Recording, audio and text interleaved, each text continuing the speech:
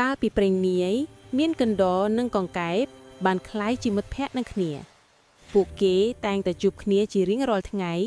នៅមាត់បឹងដែលមានផ្កាឈូករីកស្គុះស្គាយពួកគេធ្វើដំណើរដោយរីករាយ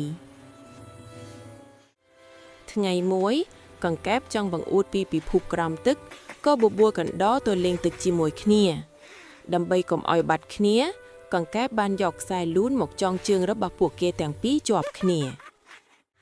ដំបូងឡើយកណ្ដុរមានអារម្មណ៍ប្លែកនិងសប្បាយចិត្តនៅពេលបានចុះលេងទឹកត្រជាក់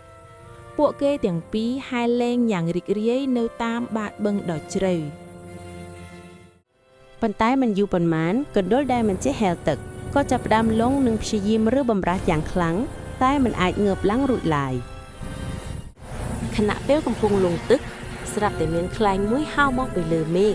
ហើយបានឆក់យកកណ្ដុរហក់ទៅលើដោយសារតែខ្សែចងជើងជាប់គ្នាកង្កែបក៏ត្រូវជាប់ទៅជាមួយដែរកង្កែបបានត្រឹមតែស្ដាយក្រោយព្រោះគំនិតលេងសើចមិនចេះគិតវែងឆ្ងាយរបស់ខ្លួនបានធ្វើឲ្យមិត្តភ័ក្តិរបស់ខ្លួនជិតបាត់បង់ជីវិតកង្កែបក៏បានសុំទោសទៅកាន់មិត្តកណ្ដុរហើយកណ្ដុរក៏ញញឹមដាក់ទៅកង្កែបវិញការលេងសើចដែលខ្វះការពិចារណាអាចនាំគ្រោះថ្នាក់ដល់ខ្លួនឯងនិងអ្នកដទៃប៉ុន្តែការចេះសុំទោសនិងការអត់ឱនគឺជាផ្លូវដ៏ល្អបំផុតដើម្បីរក្សាមិត្តភាព